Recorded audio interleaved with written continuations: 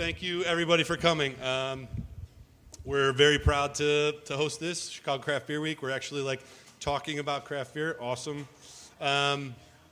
Just a little bit about us. I'm Sean Mahoney. I started Buckle Down with my partner Ike, who's the head brewer, about 4 years ago. Opened the doors 3.5 years ago. So, yeah, thank you.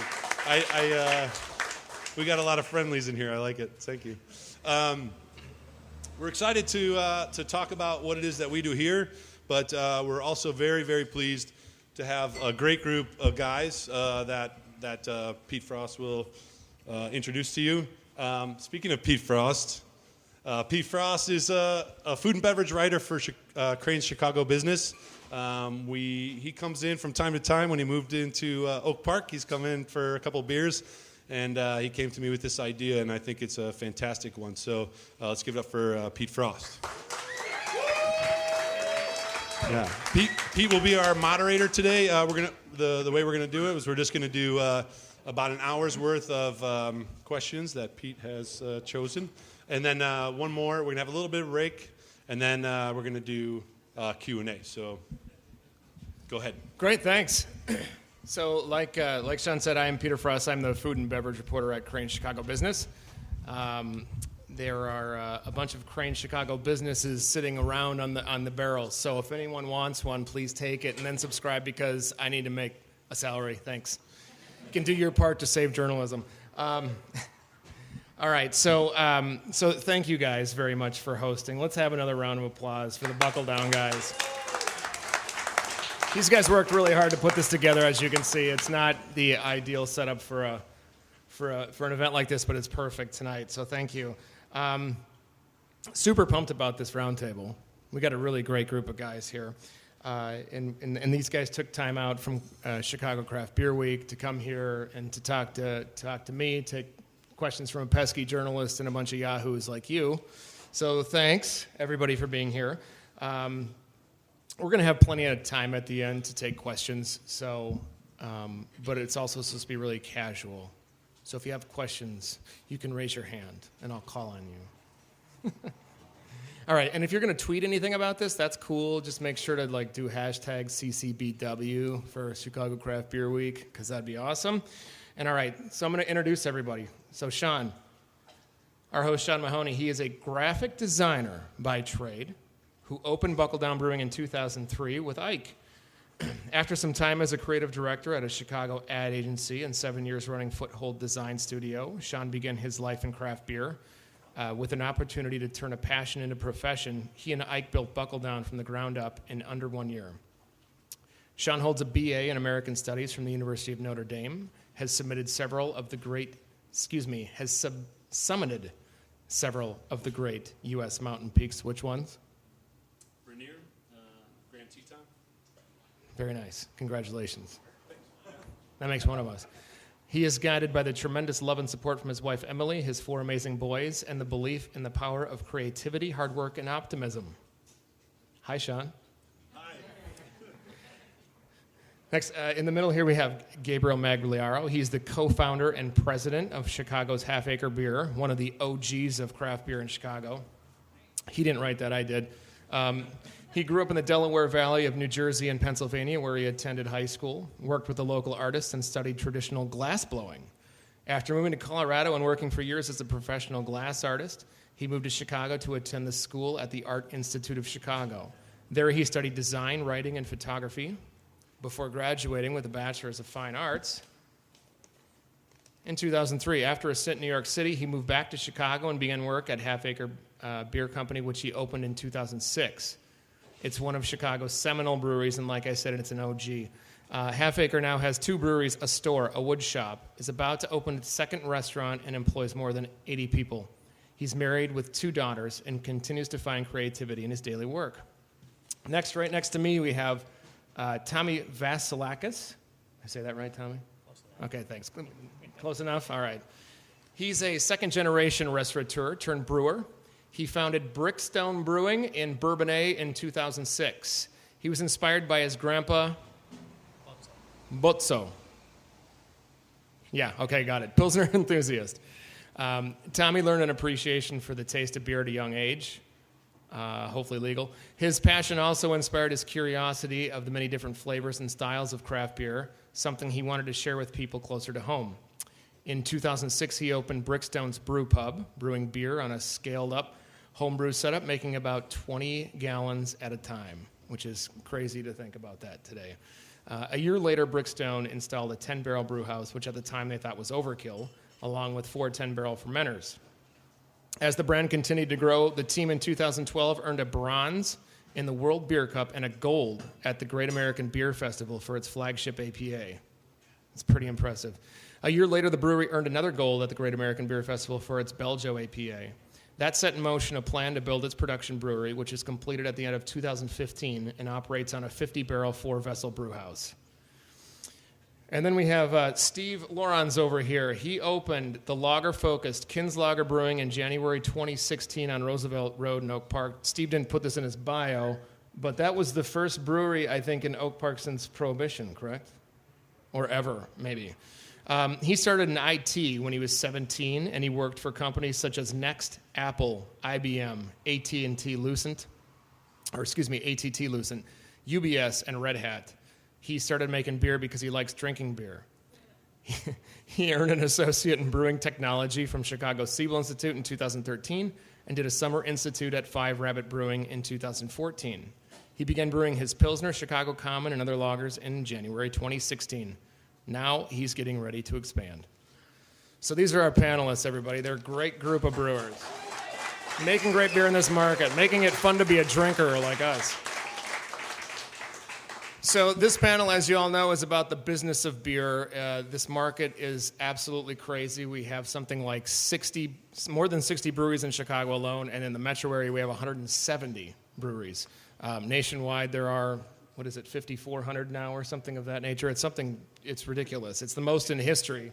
It's most since before Prohibition, most in history of the United States, and that's back when every small town seemingly had its own adjunct lager brewery. So anyway, so we're going to talk a lot about where you guys are with your businesses, where you're going, how you got here, and that sort of thing. So let's start, Gabe, let's start with you.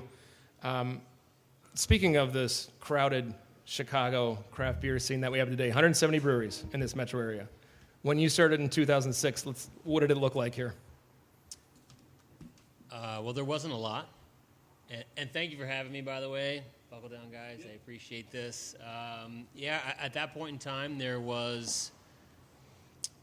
you had Floyd's, you had Two Brothers, and Peace, and Rock Bottom. That was about it. So a dramatically different place and time for Chicago craft beer, and a scarier time, but also in some ways very optimistic. And you started. Were you guys contracting at first? Yeah. So we first started making beer at another brewery in Wisconsin, Sand Creek Brewing Company, and because we were poor and didn't know what we were doing. So that was a great gateway into what was the first part of beginning to understand what all this is about. Well, now you guys have had some crazy growth. Can you just sort of walk us through how you went from contract brewing in 2006 to now having a couple of breweries and all these other things? Yeah, so we've had a successful run at things, and we've had a great time doing it. And we went from making contract beer in Wisconsin to pretty quickly feeling a certain level of confidence, because at that time, everyone that we talked to really had experience with failure, knew about the several breweries that had started, and so there was a lot of doom and gloom. And I had lived out in Colorado, and sort of the beginning brew scene out there was, for me, very rewarding from a consumer's perspective, and I didn't understand why that didn't really exist here in the same way, especially for a place the scale of Chicago. So pretty quickly, we got our legs under us and said, I think we can build a brewery, and we can justify going to a bank and trying to scam those guys into giving us some money. And fortunately, it was pre-2008 when the shit hit the fan. So we we're able to con Chase Bank into giving us some money. And we did that, and we purchased Ska Brewing Company's, their entire old brewery when they were building, and they had just purchased Lagunitas' old brew house. So we were able to get a sweetheart lease deal at our brewery on Lincoln Avenue, which some of you have probably been to. And that was really a gift because we wouldn't have been able to afford it unless the Murphy family gave us a good deal. So we got that and got in there and started becoming, I think, the brewing company that we are today, which is really following our instincts and making the beers that we feel most connected to as individuals and consequently as businessmen. And yeah, we grew pretty rapidly, and I think people responded to what it means to have a community brewing company for the same reason that a lot of you guys come here. Right. Tommy, you started the same year, 2006, right? And there was nothing in Bourbonnais. Is there anything else in Bourbonnais at this point? Are you guys still the only? Currently, yeah, we're the only brewery. That's in Bourbonnais. helpful. There's some plans for other breweries. We've been talking to a lot of people, trying to help them out. We want to bring more craft beer down to Bourbonnais. It's about an hour from here south. But when 2006 we came up with this idea, I actually had to convince it's all family owned, myself, my sister, 2 cousins. The restaurant, brew pub, was backed by our parents, and I had to convince them that I'm going to drop out of DePaul University to make beer. And my dad wasn't too happy. My mom went with the flow. She had no choice, and they gave us 6 months till we closed, and my dad said, okay, in 6 months you go back to college and finish your degree, actually for computer science programming. And as things went along, we started looking. I brewed with a small homebrew system. We started looking at buying a full brew pub sized brewery, 10-barrel brew house. We're like, oh my God, we can't afford this. Our first brew kettle was 100 gallons after we used the chef's stock pots, which were only 20 gallons. And that was $1,200. And at that time, we had to convince our parents to give us $1,200 to buy this brewery. And about a year and a half later, we said, okay, now we need $180,000. And they said, this is the last time. This is the last time.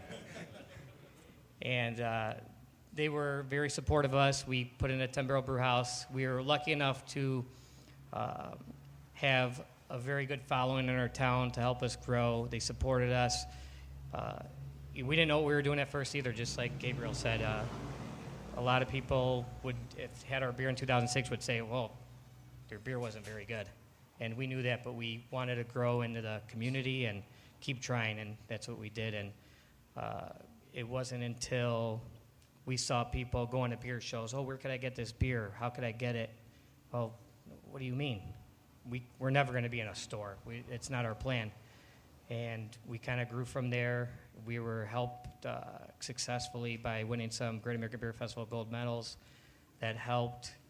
And from there, we took baby steps. We've been open 11 years in June, so there's not a lot of people know that we've been around that long because we took baby steps into the market.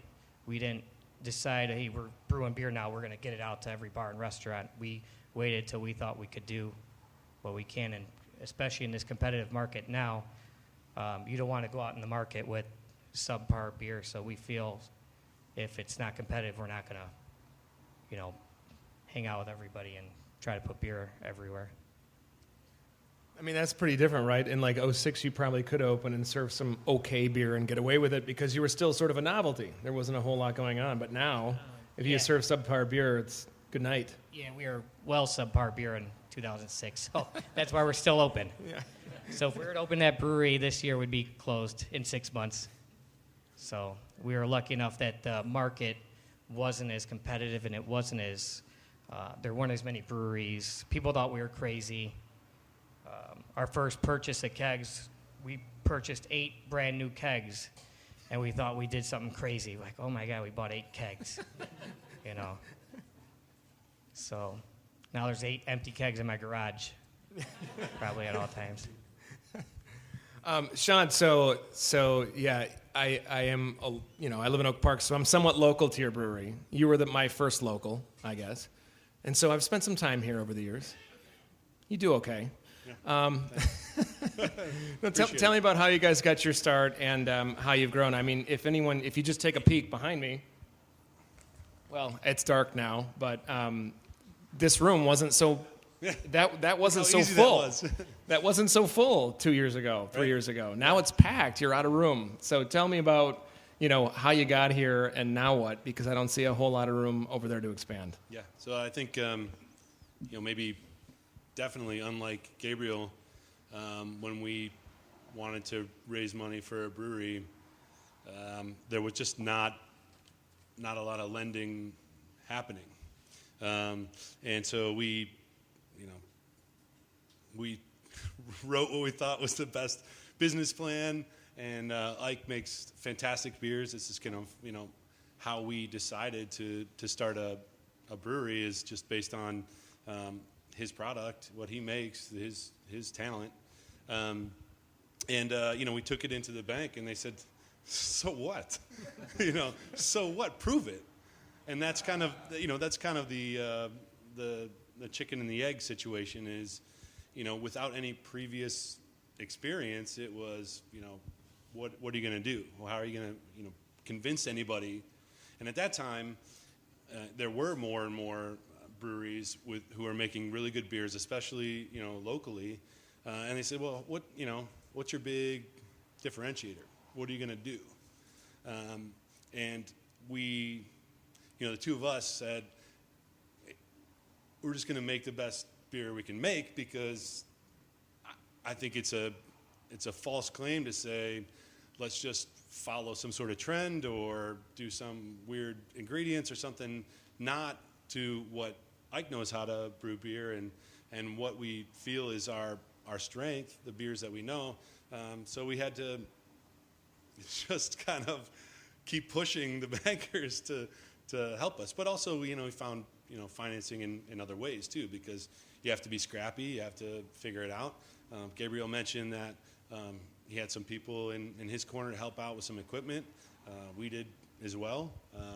In fact, our canning line came from two brothers, because they were doing their thing, and we've got it into a really nice place now. But our plan all along really was to have a production brewery, and I think that's a big part of, if you're talking about business, it's like where you start, what your strategy is. It always was about the production, and we just were so. Is that my train? Hey, let me ask you this first. Let me interrupt you. Why did you want to do a production brewery versus, Tommy started here with a brew pub. You guys are serving food. You had a restaurant going on. So why production? For that very reason. I mean, I knew that Ike makes awesome beer. I knew that we could market it in a way that could get it into more people's mouths, and we were confident in that. But I'd love for people to come in here and have some awesome food too. I'm totally fearful of a bad food business taking down a good beer business, and so we just couldn't make that work. So. And it's just, I don't know, we just put our heads together and we just said, this is what we want to do. We want to have a production brewery. It's a different sort of business. Anyhow, we were just very delighted about having a tap room, being able to share the beers, across the bar. We got a great response. People came out. I mean, it really helped tune our product in a way that without a tap room we couldn't have done. And we probably would have gone into the market too fast, without knowing. But I think a lot of people hear all the time that craft brewing is a very friendly-ish place, at least right now. I know there's at least two panelists here that have helped us out, when we needed something. And we've done it for other people, meaning, I don't know, we have an issue with our canning line, or we have, our delivery of such and such product didn't come. Can you help us out with a little bit of that? And we'll drive down to Bourbonnais and get it because Tommy's an awesome dude. Or we'll go down to Half Acre and Gabriel's guys will say like, yeah, we ran into that very same thing. So I digress a bit, but I think we just have always wanted to have a production brewery, and we focused all of our energy on that. All right, so like I said, it's crowded back there. Right. You're a production brewery. Right. Now what? Well, I don't mean to put you on the spot here, Sean. Yeah, I mean, so I think that's the crux of growth for a semi, sophomore brewery is breweries are really expensive. It takes a lot of money to have the equipment. It takes a lot of money to sell it. It takes a lot of money. We still have a little bit of capacity here, but who knows? We have to prepare for a longish term.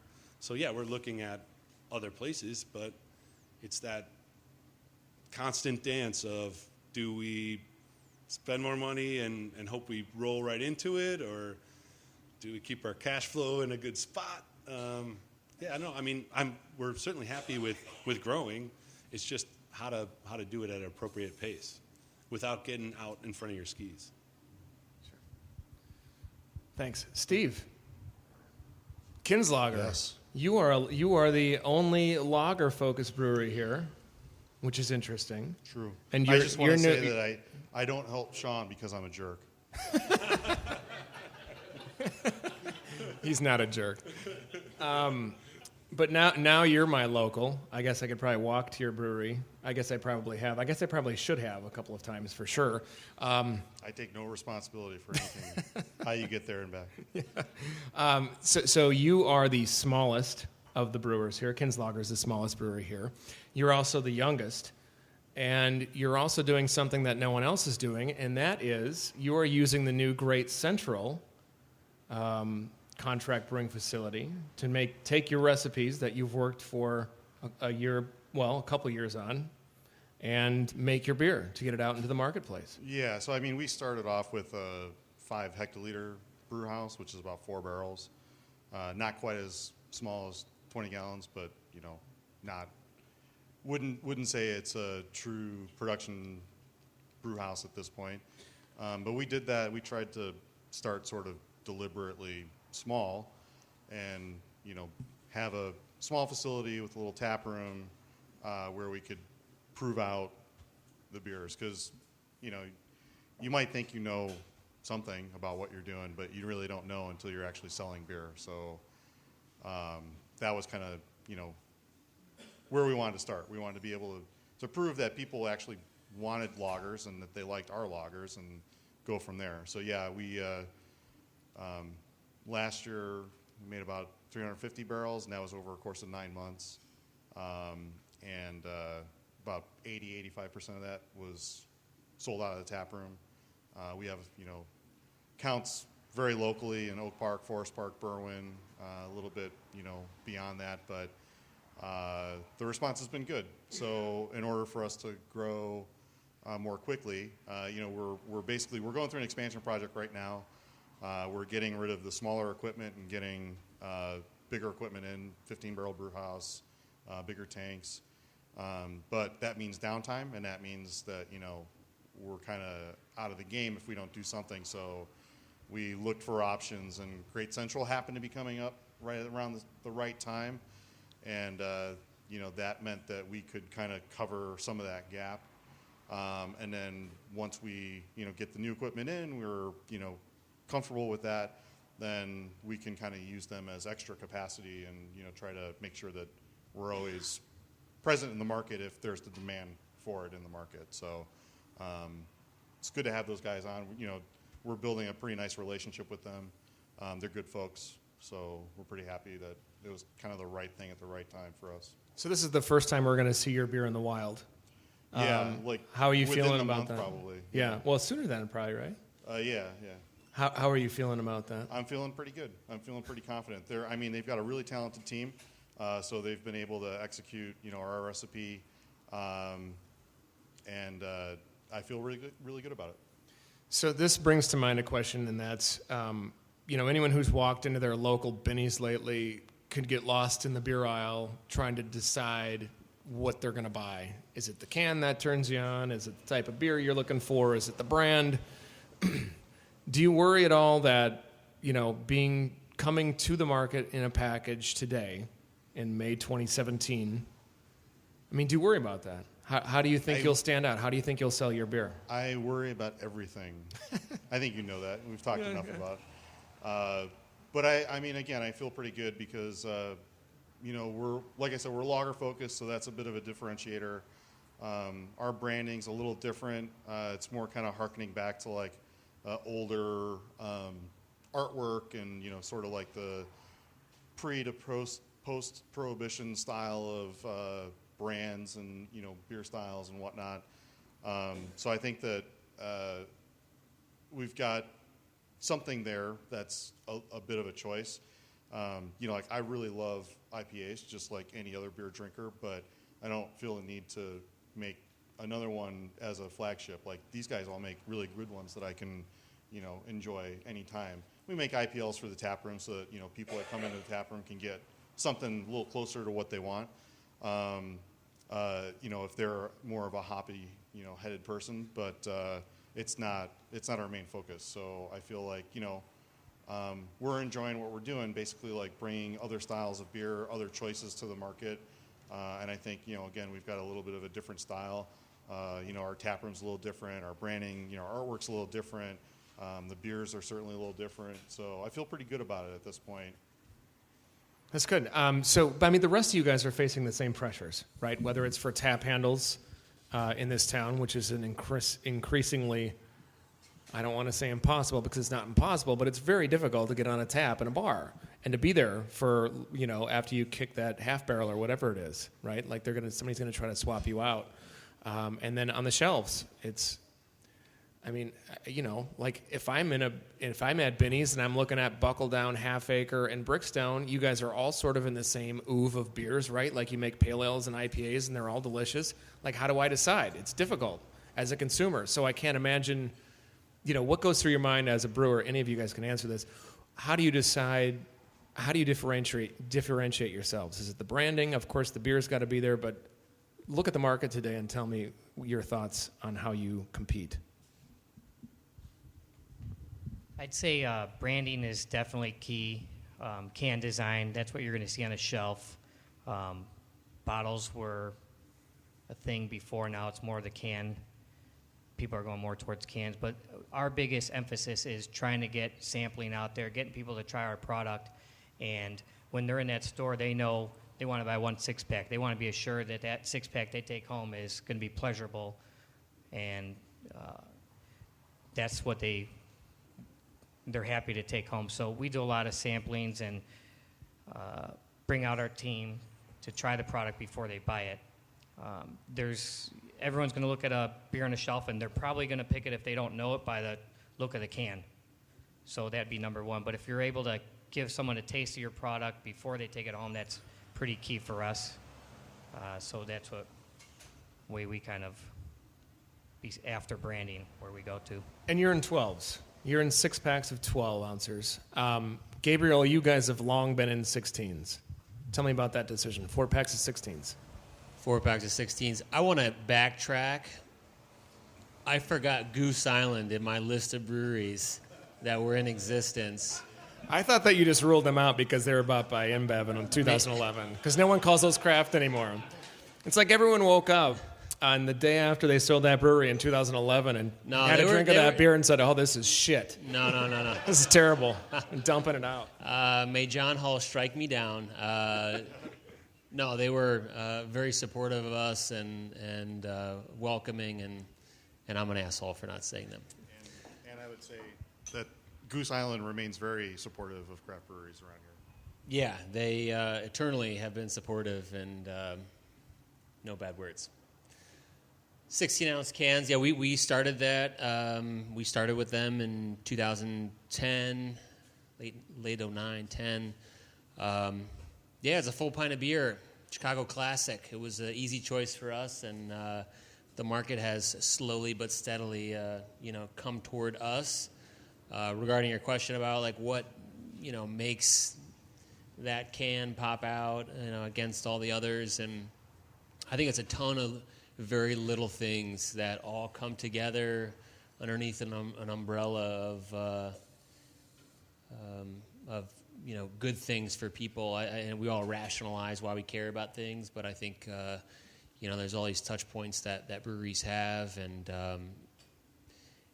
I think when breweries are extremely authentic about what they care about and what they do and how their cans look and how they communicate themselves and the beers they make, and if you sort of put all those things together in a very nice and detailed form of communication, then I think you have a great idea of people just understanding what you're doing and caring about it, and wanting to buy your beers. So the packaging matters here, and the branding matters. Sure. And you've had problems with this, right? This is another personal story because I love personal stories. My first, dare I call it juicy IPA was the Heyoka. It was like my favorite beer of all time. Right. And then it was Sanita, and now it's Gone away. Yeah. Right. And next. So this isn't the first time nor the last time that a brewery is going to run into a naming problem. How did you deal with all that? Honestly, it was very easy. We, fielded a series of calls, and like we're not tied to that sort of thing, very closely at all. So we first, called that beer Heyoka, and the Native American community was not happy about that, and they made their position very clear, and we put up zero resistance about it. And I had some totally illuminating conversations with some Native American people that I never would have had otherwise. So I'll take that as a win.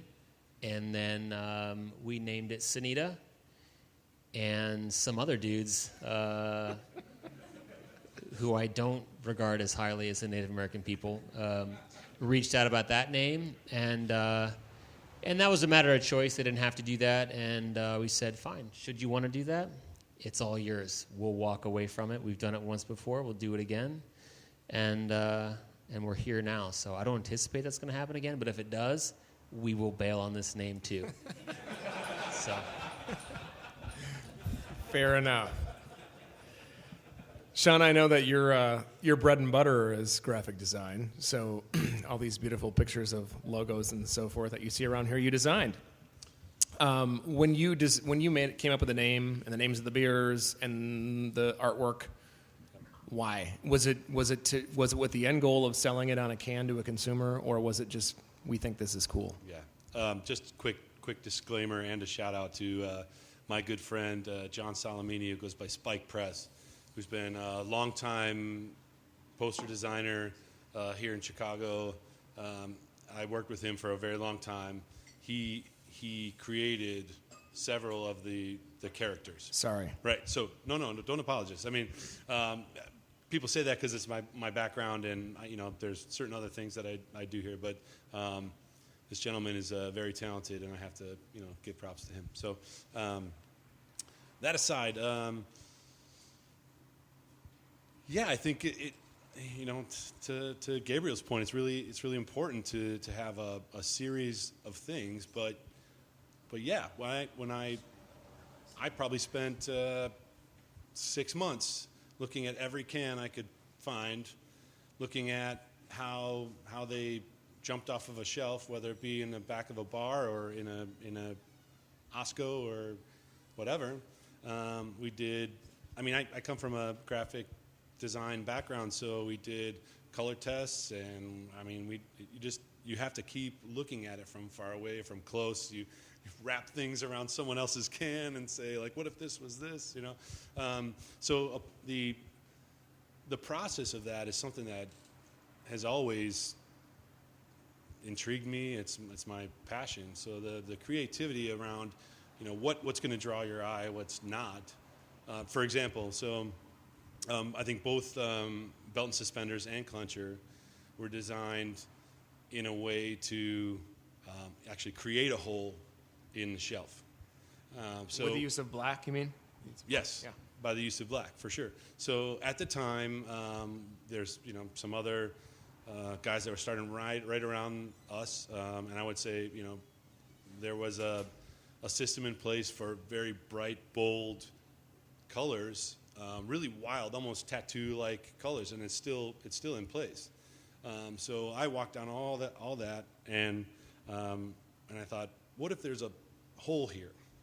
And that hole is Clencher. That hole is Belt and Suspenders. So, but also as a very new canning brewery who is rolling out one beer at a time, you can't really make it's called a billboard effect with all your beers and say, okay, this is the buckle down portion because you have the running room in the market to say, okay, I can have 5-7 beers all next to each other that look amazing, So what do you do with one or two?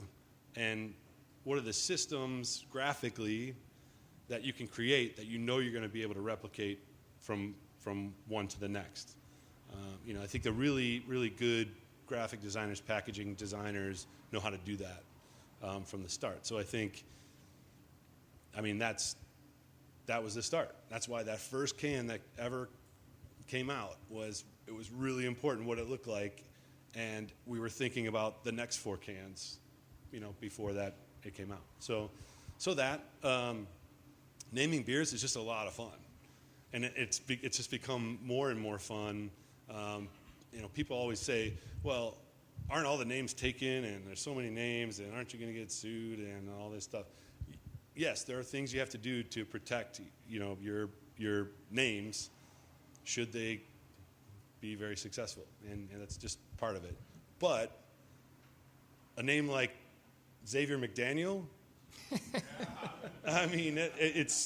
he's a basketball player that we grew up with in the 90s, like watching him, and so is there anything more to it than that? Maybe a little. So we used a hop called X331. Doesn't have a name. In the back, we're saying it's the X-Man, and the X-Man is Xavier McDaniel. So but that's kind of the nice part of having draft-only beers as well, right? So you have ones that probably will never see some sort of graphic on it, or probably, maybe, we don't know, but yeah, I don't know, but it's just it's a lot of fun. Some are inside jokes, some are things that make a lot of sense. We'd all love to have a beer that's called, Doom, or some sort of thing that's simple. Well, I wonder word. where you came up with the name Eichenweiss. I don't understand. Right. Yeah. It's very egotistical. We love ourselves so much.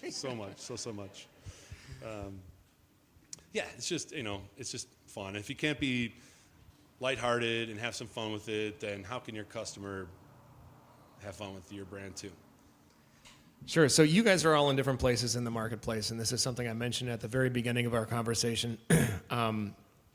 Gabriel, I'm really curious as to whether you view Half Acre in a position in this market as defending market share, or are you still trying to gain market share? Who do you view as your competitors at this point? Are you looking above you, or are you looking below you?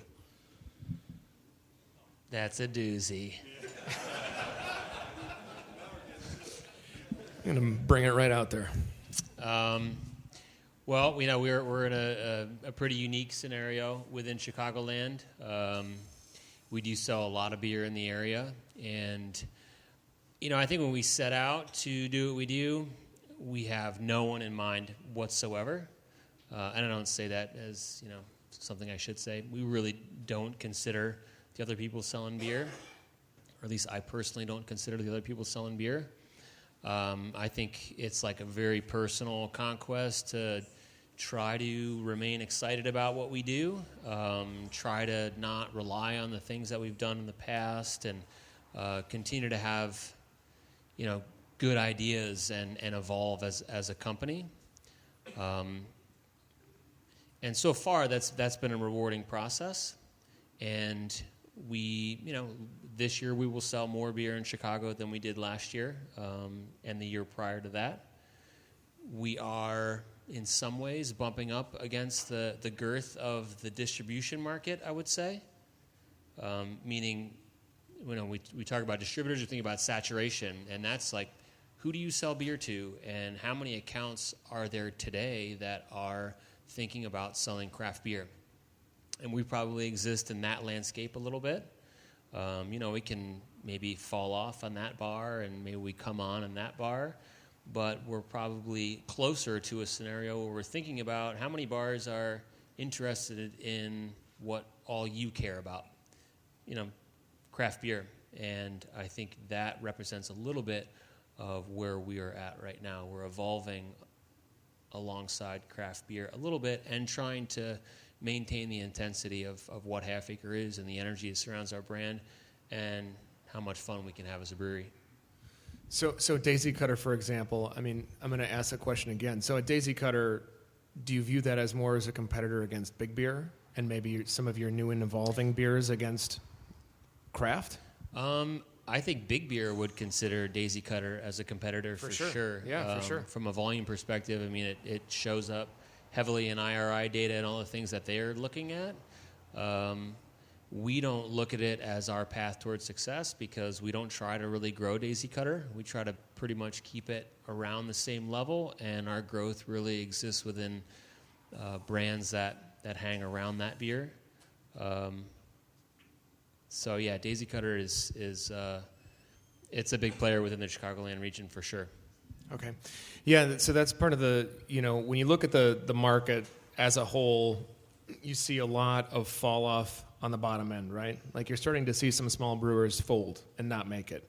But at the same time, you're seeing some entrenched, experienced craft brewers like Summit Brewing out of Minnesota, for example, just pulled out of this market. They went from 17 markets to 11, and now they're back to 5. So they're pulling back. And I wonder how the rest of you feel about that, because you see sort of the OGs of craft beer starting to lose market share, and you're seeing the little guys that maybe, tried to give it a shot and didn't make it, but you all are sort of in the middle. Steve, with the exception of you, but you're trying to get to this middle portion of the market. How do you deal with those pressures? Anybody? This is too serious. What's your favorite beer? Oh. Well, I think there's definitely room for growth for local craft, and that's a big thing for us. We're trying to grow in our home market first and growing out of there, so that's kind of our plan.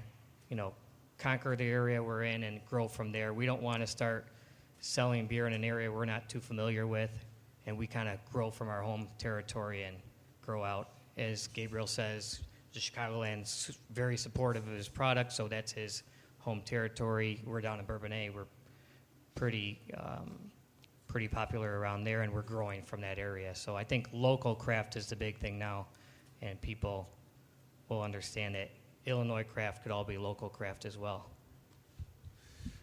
So your plan here is really circling the wagons around the home market and making sure you own that, right? That's one strategy. The other strategy is, do you look at new geographies? Like, for example, Gabriel, I know you're in Philadelphia, and now you're in New York. You're in southeastern Wisconsin. Where are you guys here? Are you trying to circle the wagons around the home market? Are you trying to expand geographies? What's the path for growth here for each of your breweries? We're definitely just trying to solidify Illinois first, and we don't have any plans to go any other states, at least, but I could wake up tomorrow and have an idea. And sometimes those ideas are crazy, and I don't stop with them. But we don't have any plans, at least this year, to go anywhere, possibly towards the end of 2018, maybe. We're doing our last expansion end of June, and I think we're capped out at our facility. Anyone's been there, we have no more room. We're going to have to put cans in the office one day. So we're pretty capped out in our space. So just our local market in Illinois for now. Okay.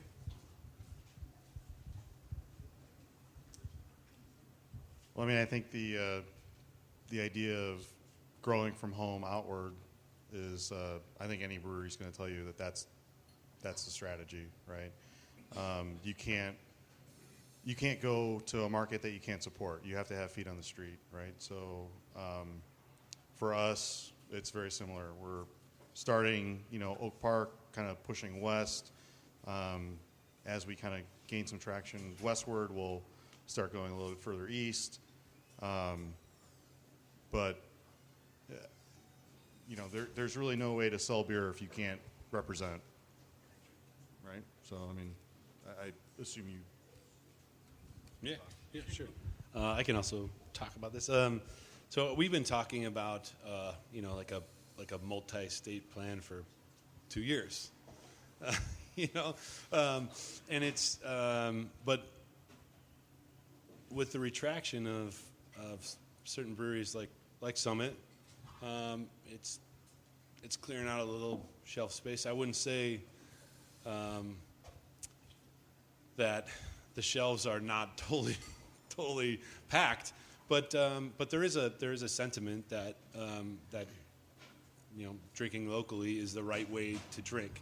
I'm not so sure that I believe it wholeheartedly, because I think that there are certain styles that make sense. There are certain breweries that have built their business on certain beers, and I'm okay to drink that.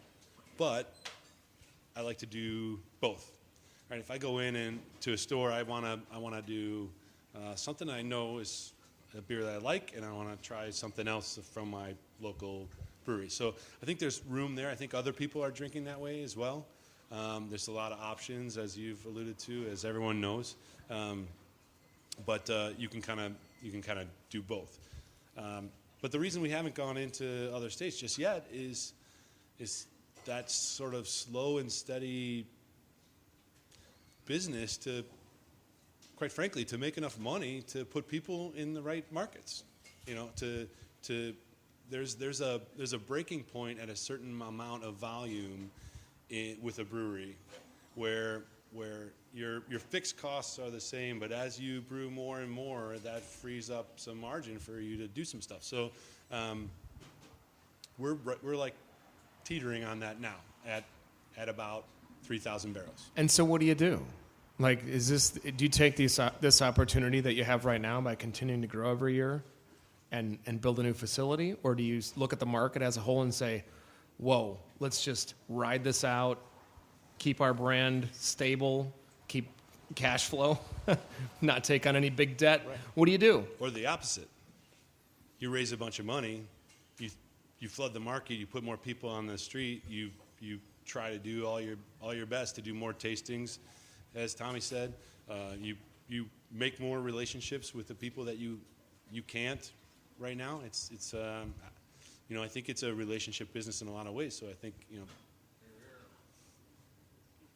So speaking of relationships, let's talk about our good friends, the distributors.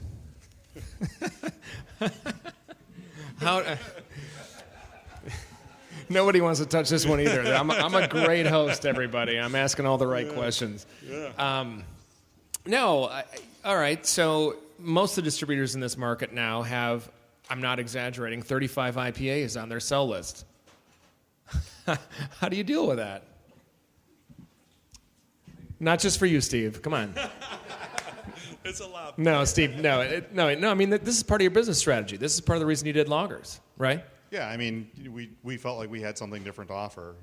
Like I said, there's a lot of really good product out there: pale ale, IPAs, white IPAs, double IPAs, red IPAs, whatever, right? But so that's part of our strategy, and so far we've had pretty good response to that. I've also, talked to other breweries that when they signed up with distributors, even 2-3 years ago, the mantra from distributors was a lot different. We'll get you in everywhere. It'll be great. You're going to expand so fast. And nowadays it's basically, we're kind of pulling back. Maybe we're not taking on new brands. You definitely have to support the sales of it. It's not going to be us. We're just basically there to move the product.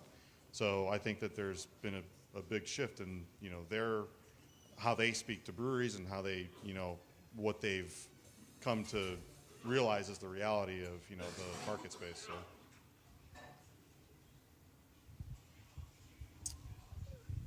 I think with distributors, it's kind of come full circle now where they have a lot on their mind. There's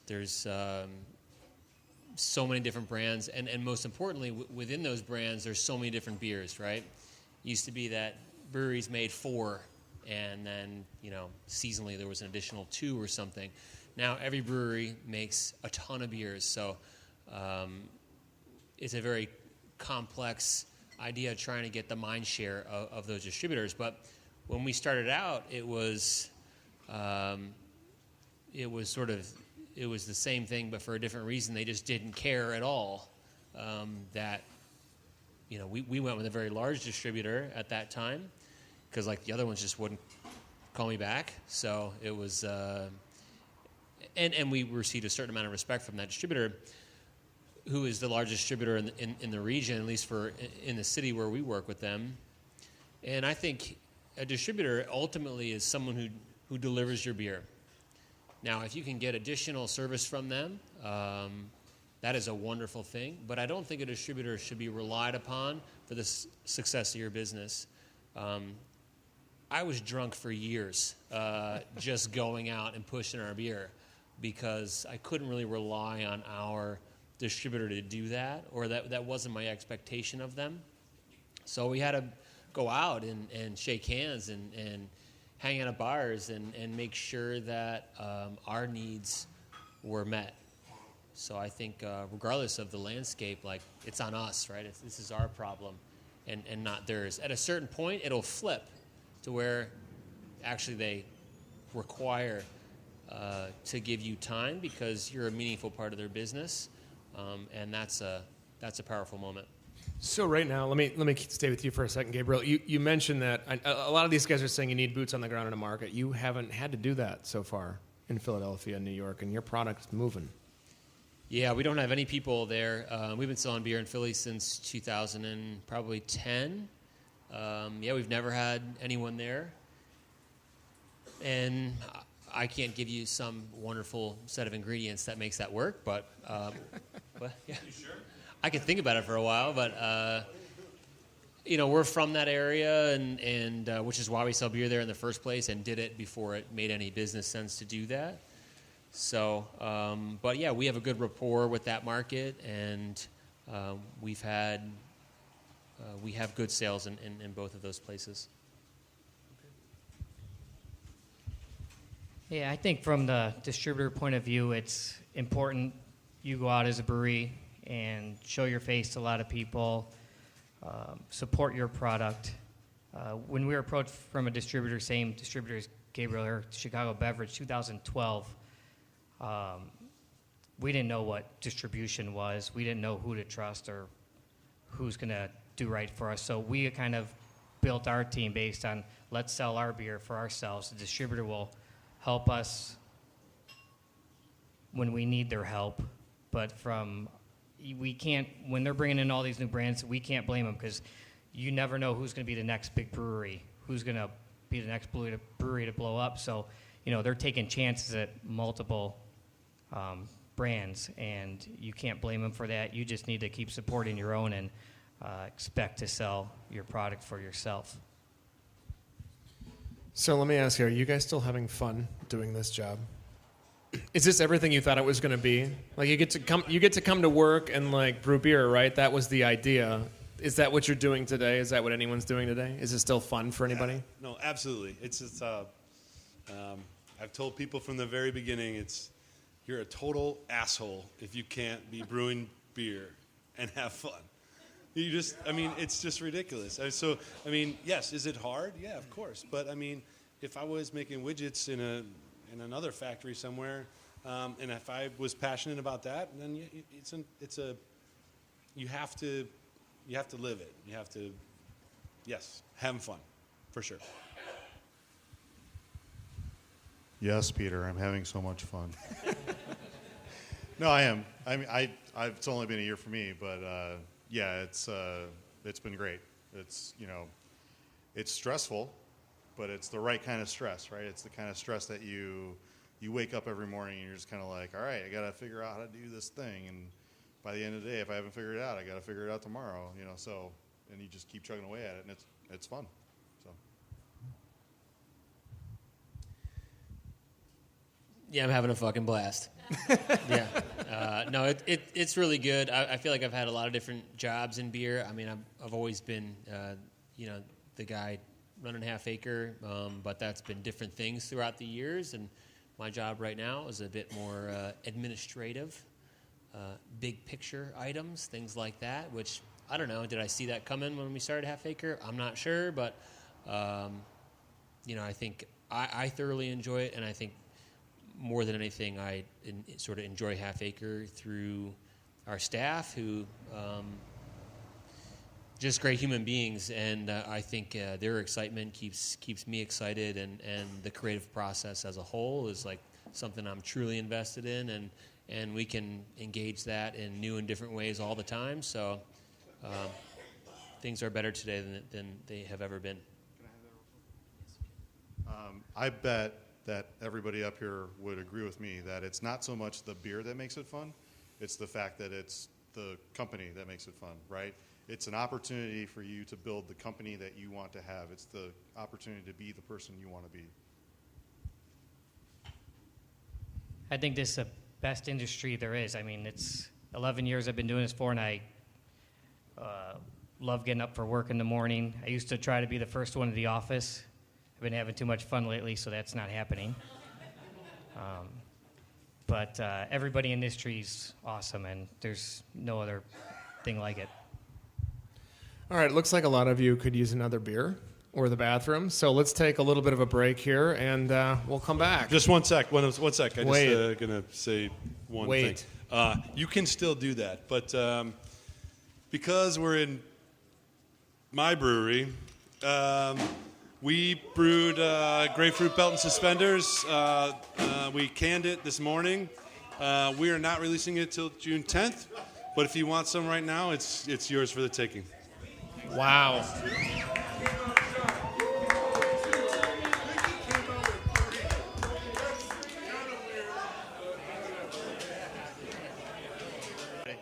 Not ready? No? Okay, it's like a 4 out of a 10. That's fine. We're doing fine then. 4 is fine. I can do that.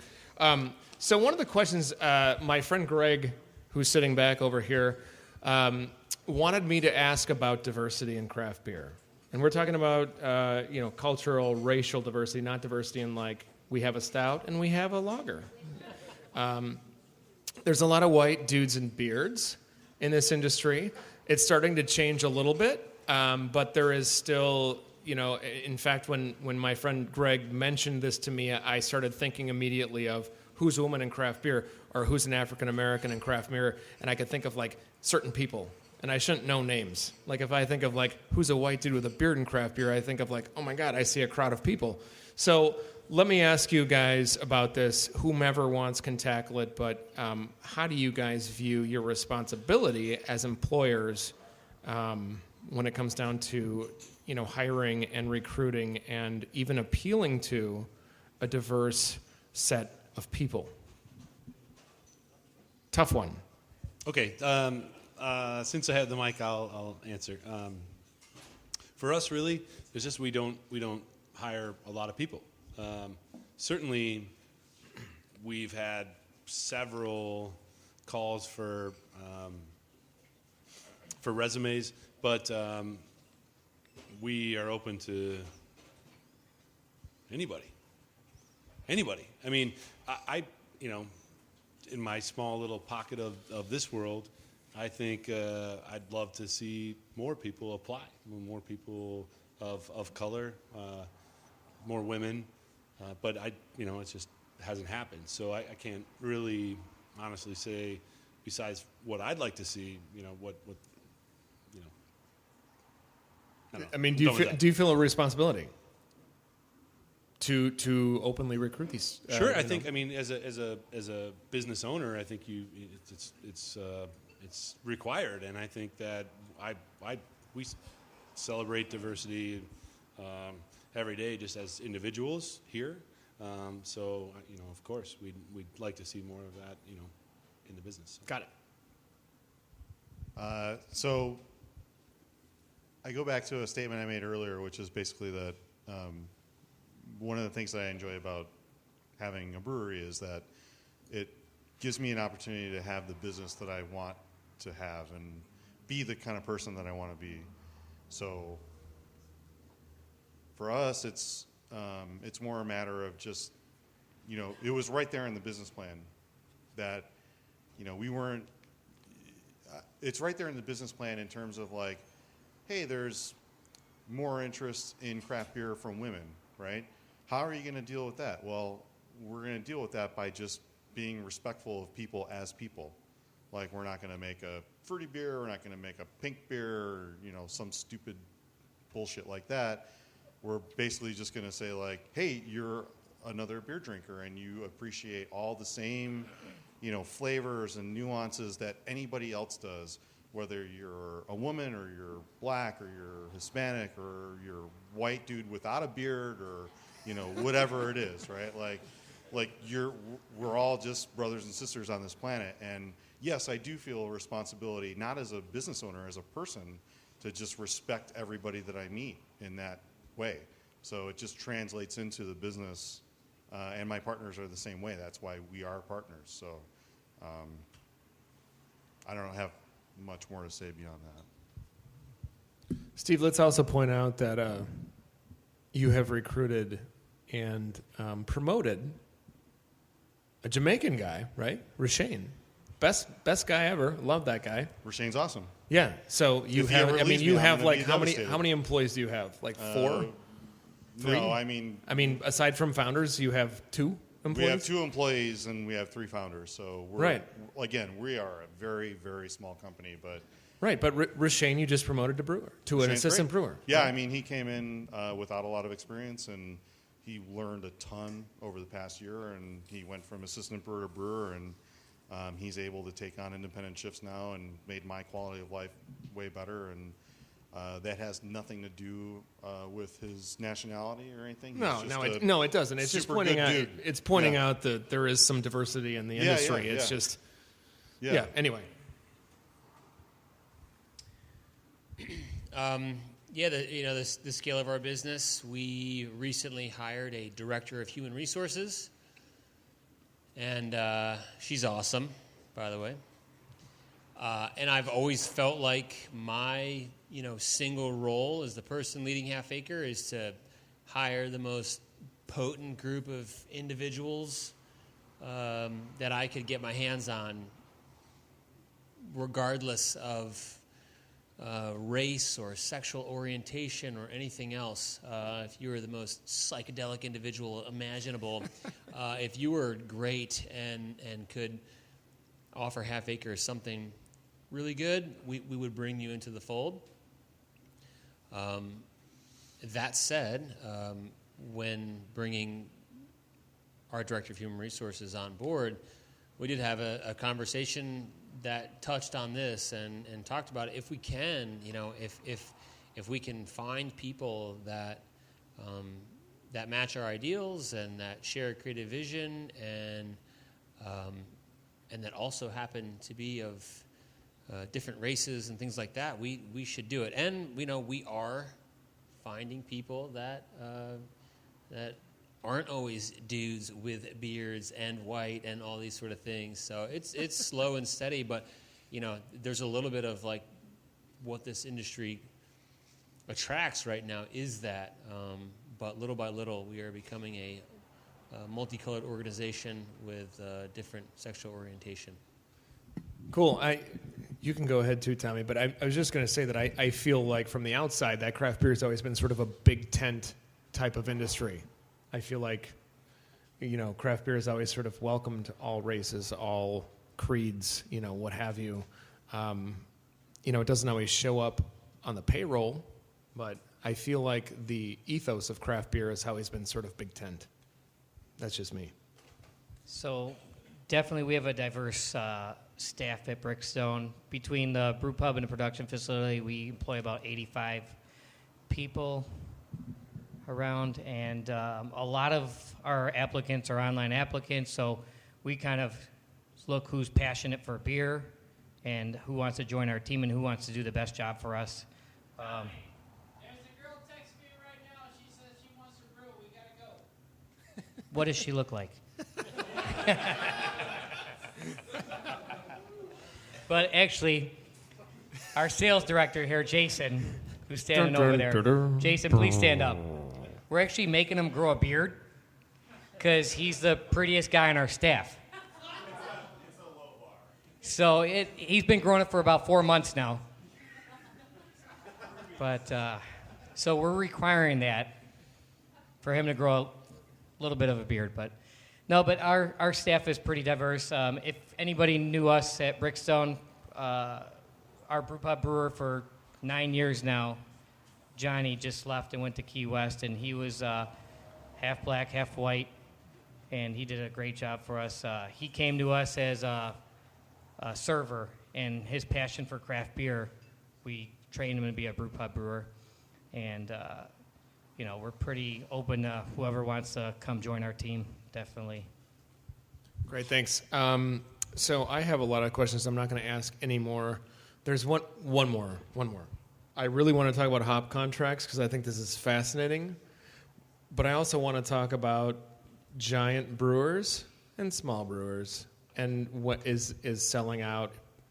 That's a bad way of putting it.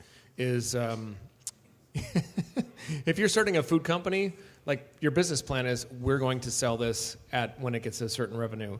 When you're starting a brewery, it's part of your business plan to say, if somebody comes in with an offer we can't refuse, we're out of here and we're going to start something different.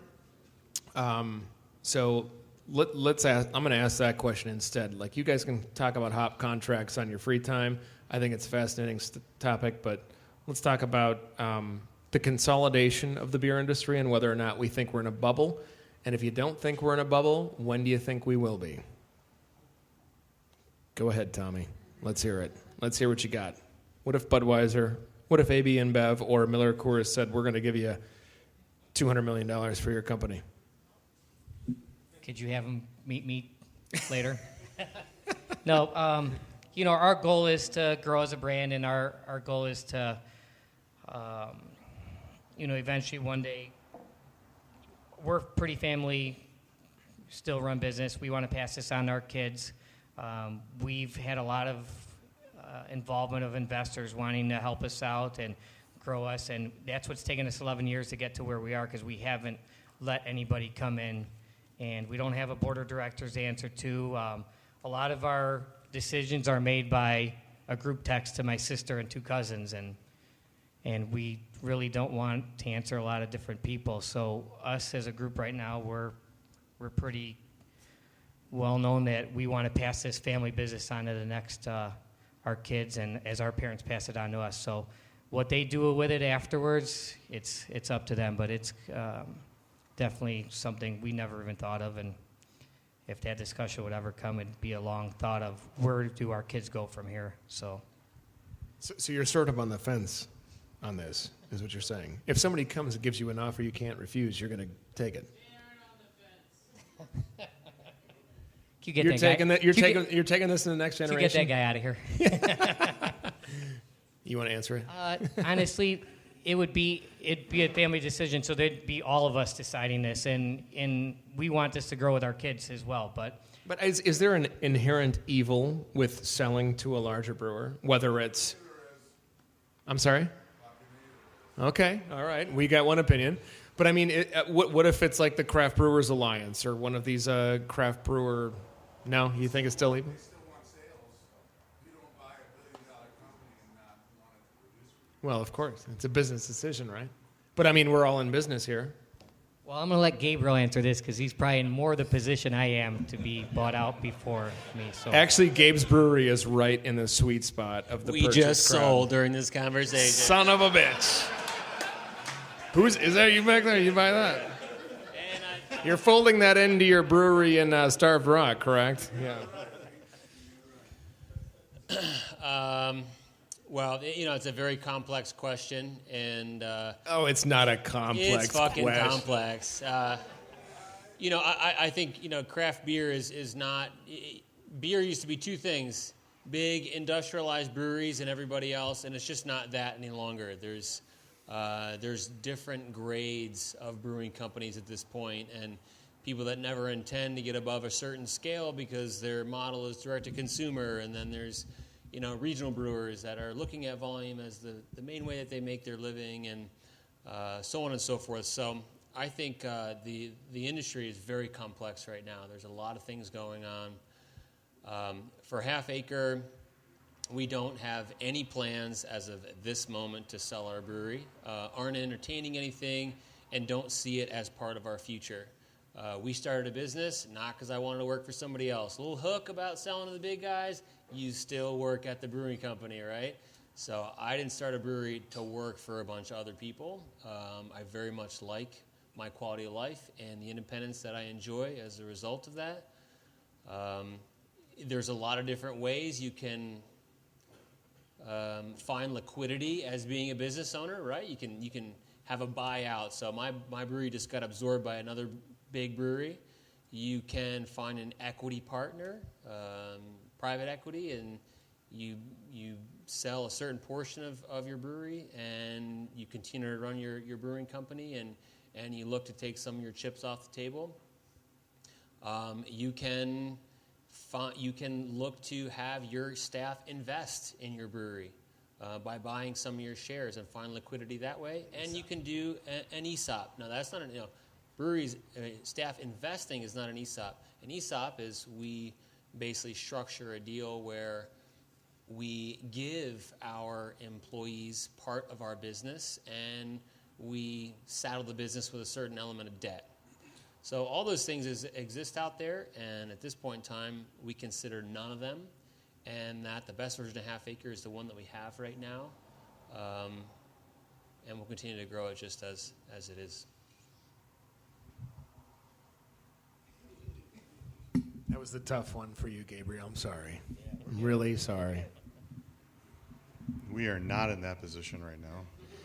But I mean, if you look at what's happening and you kind of try to have a certain amount of empathy for business owners that are making those moves, like I think that there's a gradation of motives, right? There's certainly business owners that aren't looking to cash out as much as they are looking to grow, and they see that as an opportunity to grow in an environment where banks are certainly less likely to lend, and maybe the market's so tight that investors don't want to put more money into it. So I'm not going to necessarily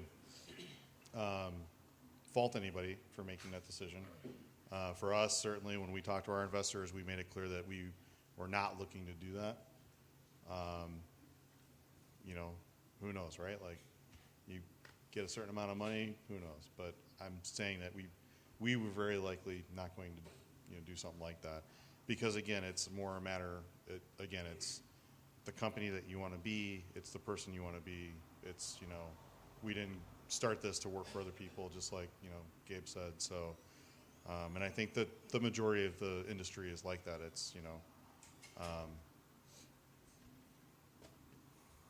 What was the other part of your question? You had another. No, that was basically it. No, you had another part. Do you have the second part of the question? No. The one that you glossed over. You're like, Oh, I really hop want to talk about contracts. hop contracts, There's hop but I don't want to. contracts, Not everyone wants to talk about hop contracts. Okay. But it is how the APA was created at Brickstone Brewery, by the way. The delicious, award-winning. Anyway, you can talk about this selling thing. Yeah, I've got another thing. I think my perspective goes back to what we were talking about earlier in terms of engaging your customers in your own passion, what the motivation of your business is. Not necessarily. I don't think you can separate the financial aspect of it and the station of your business versus the relationship you want to have with your customers. And I think that if we can say that everything that we do to engage with our customers on a more personal level helps grow the business, then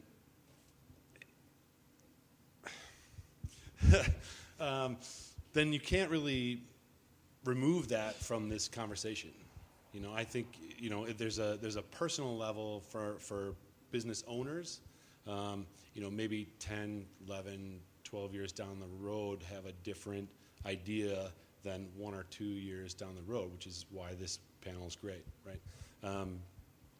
But I don't think you can remove a personal level from that conversation.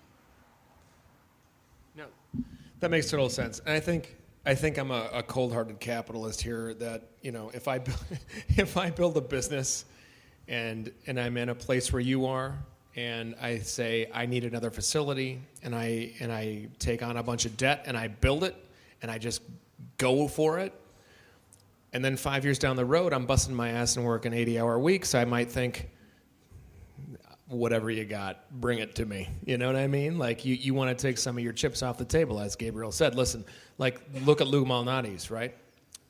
They spent years, decades building that brand. And Mark Malnati finally last year sold him a minority stake to a private equity firm in town here because he wanted some financial security for his family. And I won't blame anyone for doing that. And I know some people don't agree with that approach, but I'm just, that's why I was asking this question, because it's a cultural thing as much as it is a business security thing. And so what you're saying, Sean, is that your relationship with your customer changes the minute that you sell part of your business, or a big part of your business. Well, a touch. I think if it's also about your employees and the way you do it as well. So if it's about business owners saying, your question is basically like, do you want the money when everyone comes in with a bag of cash? Well, it's not really like that. So if I have 80 employees, or that's a different conversation than if I have 5. And I don't think I'm going to get the bag of cash if I got 5. But if I'm talking about ways to do that, pull some chips off the table to say, I'm in a different place I was 15 years ago or whatever, and maybe I'm in a little bit more of a different place with my customers. I still have the same passion. I still believe in it. I've built a company that grows that relationship with my customers. There's ways to take chips off the table without just saying, dump the money on me. Got it. All right. So that's the last question I'm going to ask. Let's open it up to one thing I I'm would sorry, say, though. Steve, you want to talk? What do you got to say, Steve? What do you got? I would say that I kind of question the assertion that that can give you security, right? Because in any circumstance where you're taking money, it's not necessarily security. You're just giving up equity, right? So private equity comes in, they give you a bundle of cash. They're still looking for a result, right? And at any point at the end of that term, they can turn around and just shut you down, right? So what kind of security do you actually get? I think that's the thing that it's always a bet, right? You're always betting on it. Gabe? Well, I think the difference is one is a level of security for you personally, and one is a level of security for your business. And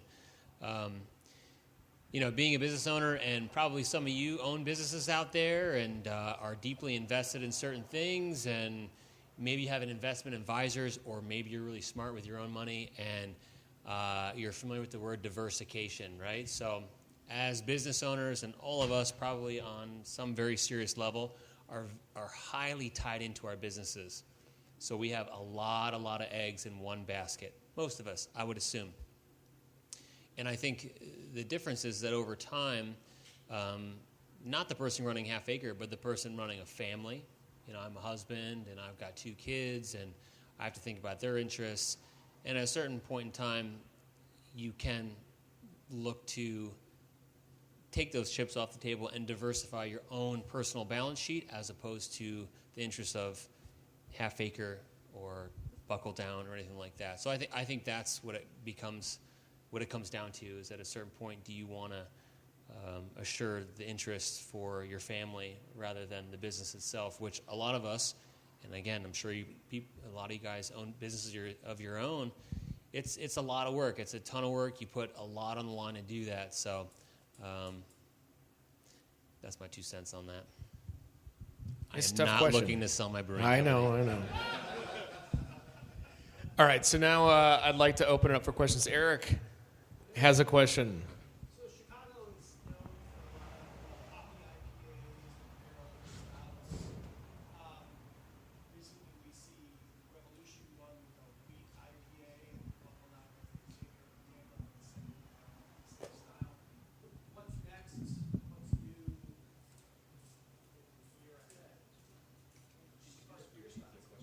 Yeah, just in case not everyone caught that, Eric asked, Chicago's known for pale ales, IPAs, and barrel-aged beers. Now you're starting to see some movement into wheat. You've seen Revolution doing their Sun Crusher Ale, which is, I think it's a seasonal. Is that right? Is that a seasonal beer? Yeah, it's a seasonal wheat, heavily hopped. So it's basically a wheat pale ale or a wheat IPA. And now you've got Xavier McDaniel, which is brewed on a wheat base as well, or has some wheat in it. Eric's asking, what's next in beer, essentially? You're probably not going to get the best answer from me. We're pretty into pale ales, IPAs. We tend not to jump on the bandwagon of some popular styles out there. So what's next for us is just keep making good pale ales, IPAs, maybe some seasonals. Are you going to do a Goza? No.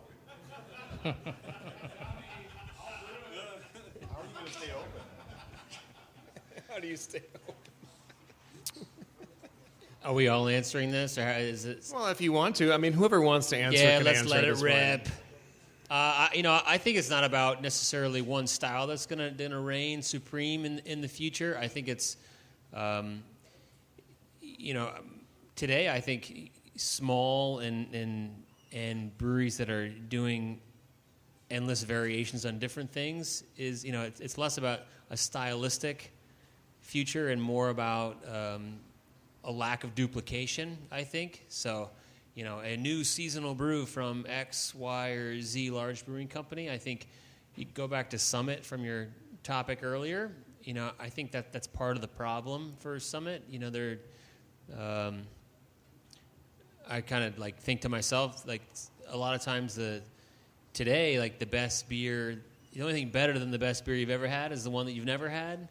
And I think that's just it, people are flocking to things that they haven't tried yet. It's an explorer's attitude and mentality. So it's less about that a new seasonal offering. It's more about, man, I just want to try all this new shit and get my hands on. So variation, I think, is the new style. Don't haze me, bro. And don't haze me, bro. Yeah, I think it's experimentation is key, right? I mean, people like to see innovation. They like to try new things. For us, we try to experiment within the lagered beer space. So that's a complete, playground for us, and it kind of gives us a little bit of focus, but it also gives us a whole wide open field to play around in. So, yeah. I think for us, what's really nice is to have some packaged beers in the market, and then also some draft. And I think that we can play around a little bit with our draft and have some fun with it. But I don't think until we see any slowdown in the beers that we like to drink and the beers that we like to make, and a lot of them are hopped up beers, then there's not going to be a change. We play around with some stuff like I said, in draft. Ike's been doing some really, really cool stuff with English styles, some really fun things that we're doing in Pins and Firkins, and that's where we play with our recipes and judge the market and just have some fun with it. But I think in terms of packaging the beer, for us it's a very calculated move to spend a lot of money to put another beer out. And we, like I said, we love our hobby stuff. And like I said, if But you're head first into pills now. well, A lot of breweries are, right? we love our Well, pills so too. we pony, But I think we're coming off the question just a touch, because it's not, pills Fair. may not be Fair. the new thing. I do see a lot of what Gabriel said is that there's everything that's new is good, but we're just not there. All right, fair enough. Who else? As we move into festival season, and especially now, right, we have 30,000 fests every week. How do you guys decide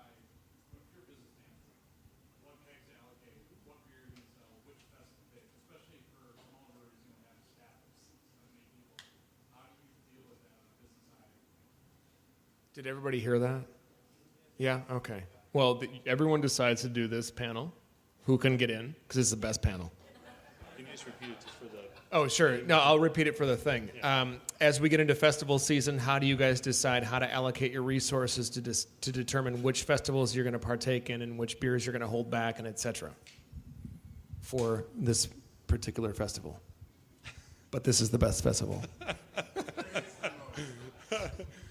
I think for us it's a little bit of a matter of staffing in some ways. I mean, there's a lot of cool stuff that we've done in the past. I mean, we always do beer on a glass. There's some really cool venues. There's some just fun things. But I think this thing that we're doing right now in Chicago Craft Beer Week here at this place is something I want to do, and not just because it's here, but because it's something that goes a little bit deeper into the beer and talking about the beer. So certainly there's lots of festivals, and maybe it's just the ones that we had a lot of fun at in the last couple of years. I mean, other than that, I can't really say other than just not enough people to get out to all the festivals. We have a very specific requirement sheet where we ask for things like, I require actually a mixture of Cheetos and Fritos. It's very specific mixture as well. So whoever's going If to you honor haven't your tried rider, that, then yeah, it's a rider that we put out there. I get it. Yeah. But that's just for Like me. the Foo Fighters over here. Generally, Keith figures out, my partner Keith figures out what we're going to go to, and it's more, for us at this point, it's a matter of like what's close by and, kind of fanning out from our market and, what's going to get us most exposure to the people that are closest to us and, who are going to be able to experience our beer beyond that festival. So. Thanks also, everybody, for holding back these special beers tonight. Three of you, well, and Pilsner is pretty special too, let's be honest. But you guys, thank you very much for bringing these special beers here tonight. Well, I think we do a lot of festivals every year, some of which we're sort of on an annual rotation with, and there's a decent amount of traveling involved. So we just took part in a festival in Denmark, and next week we'll be out in California. Then we go to Alaska, and so we have a pretty busy travel schedule, which is a lot of work and a lot of effort. So we try to mix that up within our staff, while also giving consistency to that festival and not showing up fresh every time with a new group of people. So we're trying to build intimacy between our staff and that specific festival, and I do a good number of them. In terms of the beers that we send, I think a big thing is what type of sort of catalog we can maintain based on the integrity of the beer. So a lot of our beers we look at as going away pretty fast. We make a lot of hoppy beer. Even our bigger beers, we can hold on to them. Are they in bottles? Are they kegs? Stylistically, at all the festivals are thinking a certain way at this point. So we're talking to those festival people about those considerations. And we try to be really tactical about each fest now. And lots of times we're making beer for that festival. Whether it be a couple kegs and we're doing sort of in-keg incarnations of beers, or we're doing barrel work, we're racking off certain things that will develop into a concept strictly for that festival. So it's pretty calculated at this point. So festivals are growing so much. There's so many every week. A few years ago, I was probably taking off the festival coordinating team because I'd want to be in every festival. So now they don't let me even pick and choose. But the hardest thing is knowing what beers to send. A festival will say, hey, what beers are you sending? It's 2 months from now. Well, I'm not sure what beer I'm going to have from our brew pub in 2 months. I can't guarantee you that beer is still going to be in our cooler. We can't just save a hoppy beer for you for a few months. So it's kind of based on what we have available, We do try to plan strategically for certain festivals, but I think the festivals are evolving and becoming a little more unique now, as opposed to just saying this is a beer fest that I'm going to throw in a field that's empty, and I'm going to set up a tent and you're going to serve beer in it, and that's how they were, but they're evolving into better venues now and better ideas. So Great. All right. Who else? Sure. I don't know if you wanted to share this, but are there things along the way as entrepreneurs and brewers where you might consider them mistakes or stumbles that you now consider to be pieces of wisdom that guide you along the way and say, you know what, there's no way we're going to repeat that, or things that, you know, kind of you learn from along the way that just guide you going forward? I would say, you know, from us growing in 2006 to where we are now, don't be scared to possibly, if anyone's looking to open a brewery, you know, maybe buy equipment that might be a little bit bigger for you and grow into it rather than grow out of it and you're doing things twice. And our, you know, if anyone's been to our brew pub, we have tanks in 3 different rooms, so it wasn't really planned out. Our new facility is planned out very well. We've grown into it instead of out of it very quickly. So I would say that would be the biggest mistake of us spending money multiple times to do the same thing.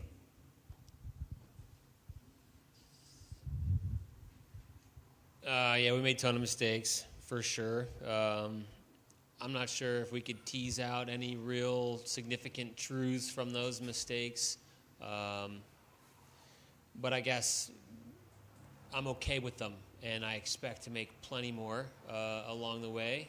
And I think a lot of those things provide new perspective that you wouldn't have had otherwise. And you know, I think you got to be kind of ballsy in business and do stuff, not be afraid to kind of fall down. And so, if we made mistakes, I would still celebrate them over not having tried certain things. I think that if you encounter somebody who tells you, like, this is the way to do something, this is the path that, you know, we took, you should always hear that as, this is what worked for me. So whatever mistakes we made and whatever we learned from them, like, everyone has their own path to getting to whatever endpoint, you know, they're going to arrive at. So, yeah, I mean, I would agree. We make mistakes, probably 100 of them every day, and it's just a matter of, you know, fighting fires and getting past them. And I think the business lesson is really resilience, right? Like, to be able to say, just cut your loss on that and figure out what's the thing to learn and move on. If you don't do that, then, you know, you're going to close up pretty quick. In any business, right? Not necessarily brewing. Yeah, I'm just going to echo exactly what these guys are saying. Just make lots and lots and lots of decisions and then move forward from them, or don't. You know, I mean, it's you have to get off the ledge and just do it over and over and over again. That defines who you are, who you work with, how you move forward. You just have to keep moving forward. All right, we got one more. We got time for one more. Go ahead. It's a lot of pressure. It better be a good question. Some may argue that Illinois or Cook County are some of the worst places to start a business, run a business, grow a business, what have you. Do you find that to be true? If so, how has that impacted all of your operations? It's actually a great question. Would you mind repeating? Yeah, sure. The question is, some have argued that Cook County and Chicago and Cook County in general are very difficult places to start a business because of the number of regulations and interference and costs and et cetera. And how has that impacted the way you have run your business? I can't speak to the city proper. But, Are you in? You're in Cook County here. Cook County? Yeah. McCook is right there. Yeah. The beautiful village of McCook. You have all of those people. They're all buckle down customers. Some. Right. Yeah, I guess what I would say is we had no idea the amount of taxes. The amount of taxes. We asked a lot of questions. We did everything we could. The taxes. There's so much taxes.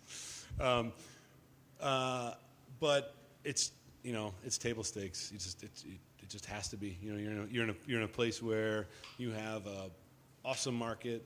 You've got influences coming from the West Coast and the East Coast, and you've got like this wonderful Midwestern spot where people can still be nice and aggressive, and we pay for it, and I guess that's all I can say about that.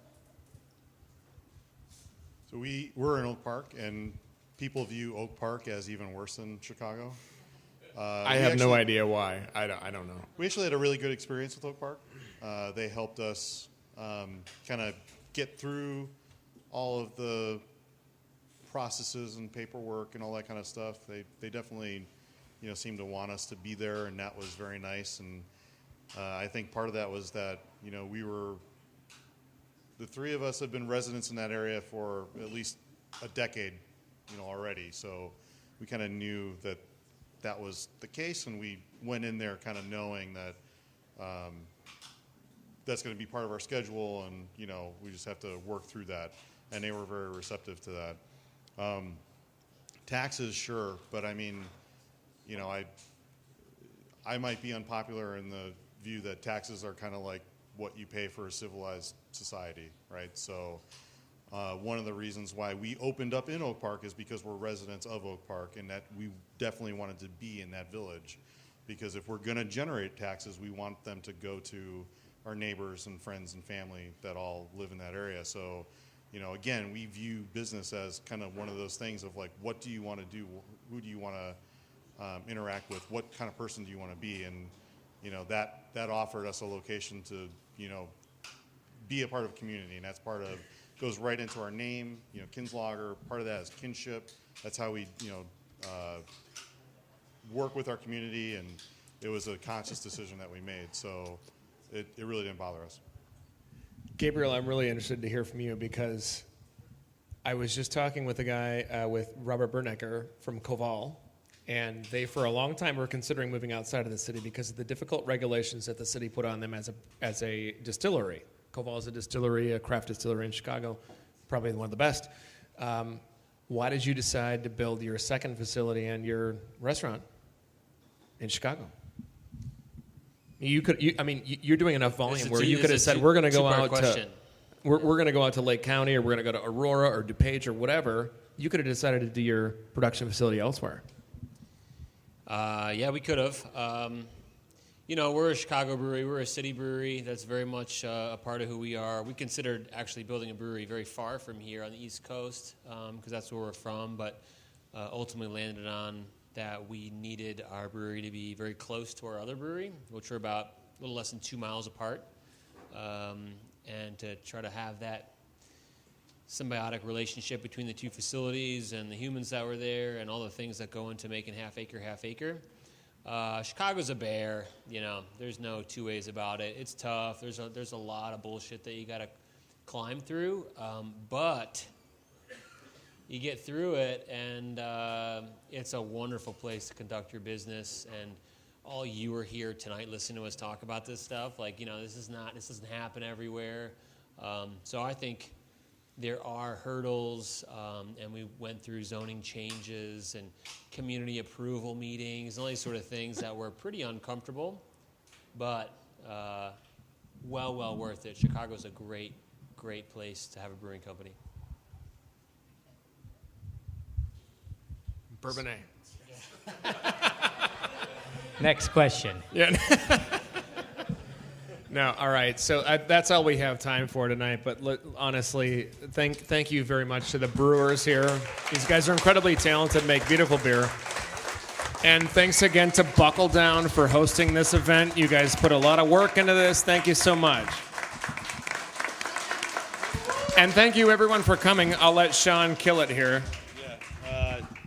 Just once again, we built this brewery for this type of thing.